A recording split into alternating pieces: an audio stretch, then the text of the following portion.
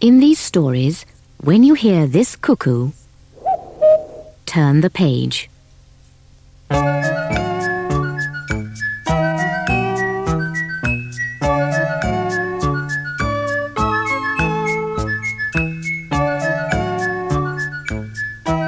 This story is called Lucy Leek.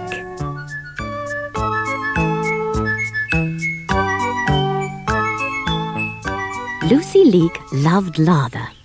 She was never happier than when she was up to her elbows in bubbles. So she often washed clean things just for the pleasure of it.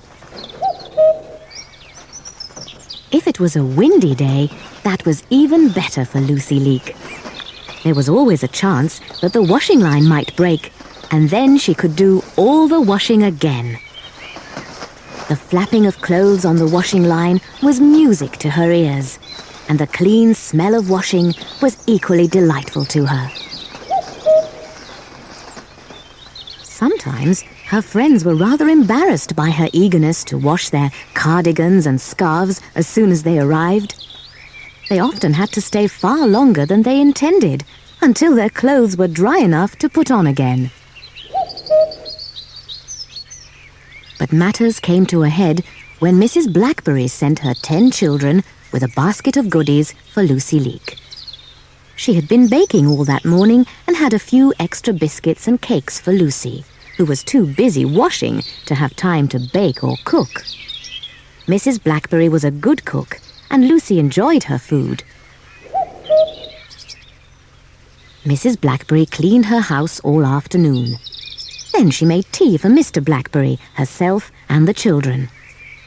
But the children did not arrive home. As it grew dusk, she became worried and hurried along to Lucy Leek's cottage. She hoped that she might meet them on the way, but there was no sign of her children.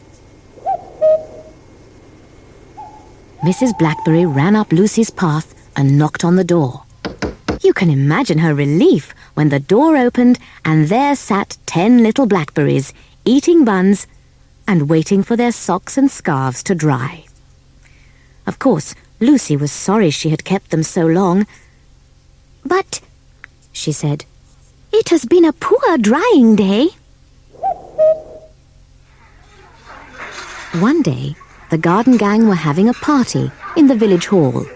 The food was delicious, and everyone was laughing and chattering happily. Suddenly, Lucy Leek appeared from nowhere and snatched each tablecloth from under the food and crockery, splattering 1 or 2 of the guests with jelly and ice cream.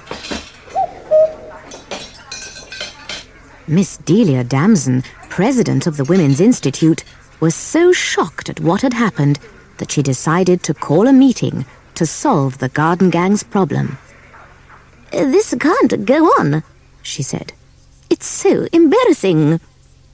Meanwhile, Lucy Leek skipped out joyfully with her new pile of dirty washing. Lucy Leek soon had those tablecloths in hot, bubbling water. She rubbed and scrubbed until the cloths were white. She pegged them on the washing line and waited for them to dry. Soon they were ready to iron, and in half an hour they were crisply ironed, folded, and ready to be returned to the village hall. By the time Lucy had arrived back at the village hall, the garden gang had made some decisions on how to cope with Lucy's mad desire to wash clothes. Delia Damson told Lucy of their ideas, and she was delighted. She could hardly wait for the next day to arrive. When morning came, the garden gang were all very busy. Some were tidying Lucy's garden, cutting her grass and sowing seeds. Others were cleaning Lucy's house, and they filled her larder with good things to eat. In return, Lucy did all their washing. She could now be kept happy all day long.